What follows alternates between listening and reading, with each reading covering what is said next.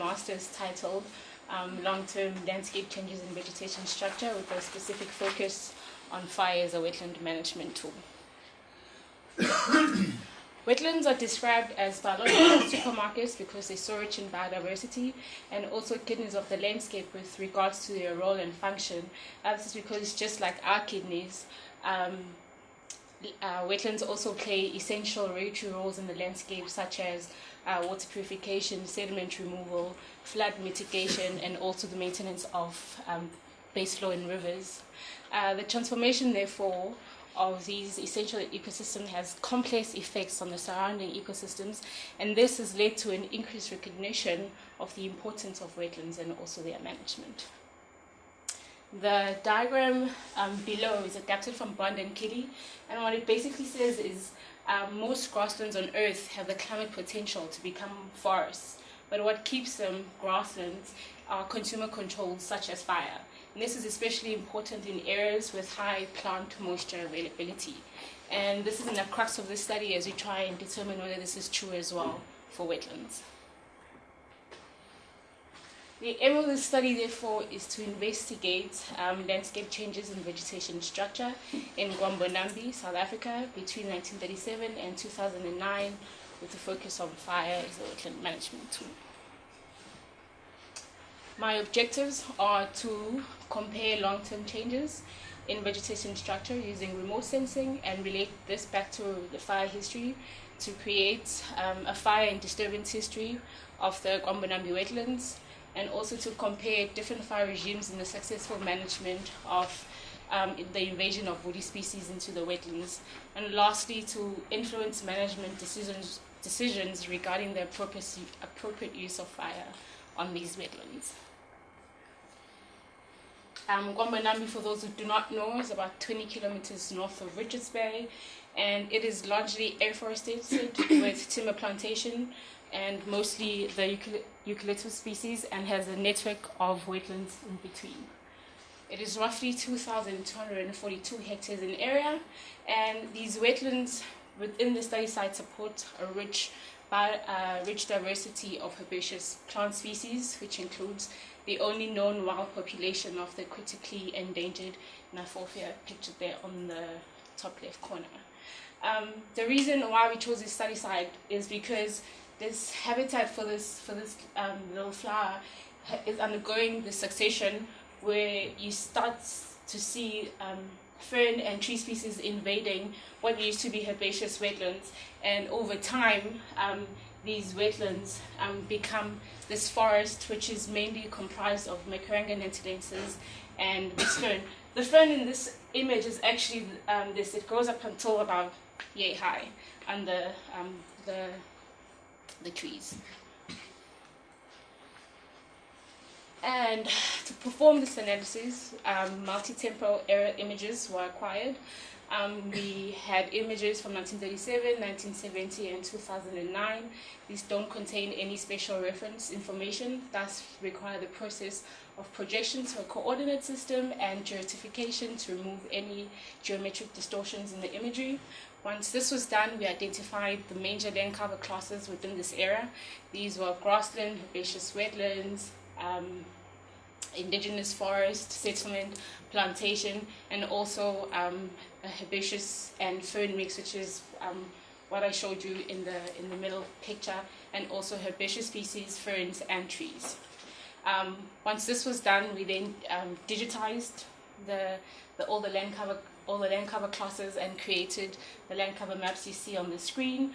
Once this was done, the data was imported into a D3S, which is a remote sensing software, into the land change modeler, which is a change and time series analyses.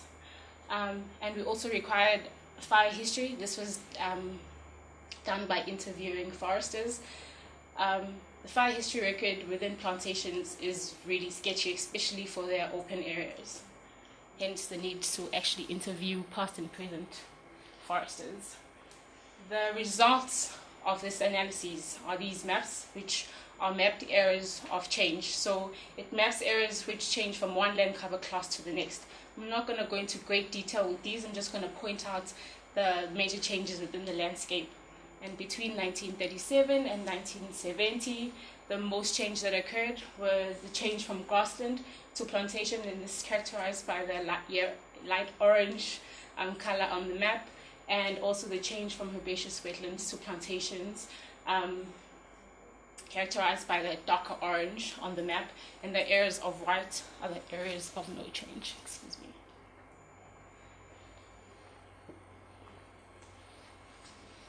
Between 1970 and 2009, most of the areas stayed the same, hence all the white on the map. But what did happen is between this period, with the significance of wetlands being recognized, plantation companies were then mandated to remove, delineate and remove all their trees from the wetlands, and in all those areas, the changes that occurred were once they removed the plantation, the area became either indigenous forest or became invaded by the ferns and the trees. And we also still had the change from herbaceous wetland to indigenous forest. And this map represents the overall changes, and 92% of the landscape has changed, and these changes are characterized by the changes from grassland to plantation. That's the orange. The blue represents areas which were historically herbaceous wetland and now are indigenous forest, and the pinks and the greens are areas which are now invaded by the ferns and the trees, and the areas of white are the areas of no change as well.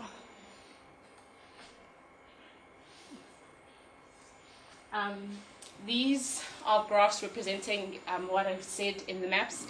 Some people are graph people, some people are map people, so I just put them both up. And what it basically says is the same thing. You had an increase in plantation, which came at a detriment to your grasslands and herbaceous wetlands in 1937 to 1970. And between 1970 and 2009, not a lot of changes. But what did occur is the increase of indigenous forests and the invasion of ferns and trees into the historically herbaceous. my arrows have failed me. And overall, an increase in plantation and indigenous forest at the detriment of your plantation and herbaceous wetlands, and the invasion of ferns and trees into the landscape.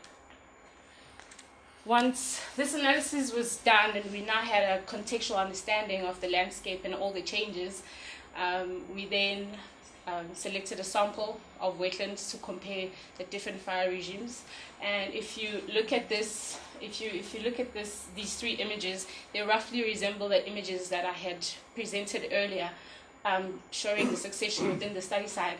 And what this basically says is with frequent fire, the wetlands do actually maintain their short herbaceous structure, and in areas where the wetlands had not been burned, these have converted into forests. And this points out that frequent fire is the best way to maintain, to prevent the invasion of trees into these wetlands.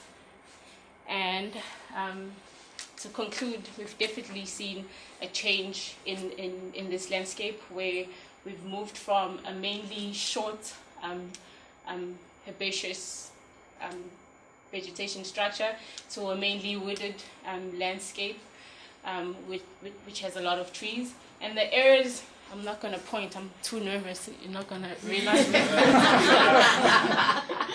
The areas, the wetland areas which didn't change, the areas which either have had fire as a management strategy, those are all the areas of dark green. Some of them, as you can see, some of them didn't change, or areas that have actually had fire as a management strategy. The overall changes in this landscape has definitely had a drying effect, and this drying effect has affected the assemblages of the species within these wetlands and has therefore changed ecosystem functions.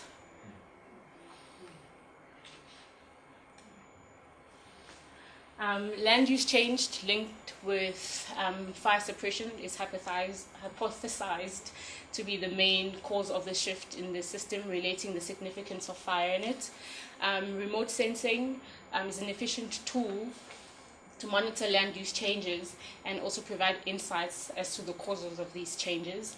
Wetlands in afforested landscapes definitely require frequent fire to maintain their vegetation structure and therefore ecosystem functions. And just heading to our final thoughts, we asked ourselves the question at the beginning of the presentations: do wetlands, just like grasslands, require frequent fire to maintain low tree biomass in them? And the answer is definitely yes. So what does this mean now for conservation? The Wambanambi wetlands, which obviously extend outside my study sites and include Langaban, Slay, which is a national heritage site, and the only known habitat for the critically endangered Naifofia, are in the process of becoming a stewardship site. This is because they join into Lake Nhlabane and are essential for the water supply in the area. Once this research has been done, recommendations will be made and to be reported back to Mondi, who's funding the research, and this will be included into their wetland management plans. What we could also do with this research is possibly put up alternative sites for the Naifofia, which I hear from Bridget isn't doing very well right now. In 1936, Henkel et al. Described this area as windswept and experiencing regular fires, which prevented the extension of forests in this area. And it's definitely needed in these areas to maintain the natural areas, especially in this highly altered ecosystems. Thank you.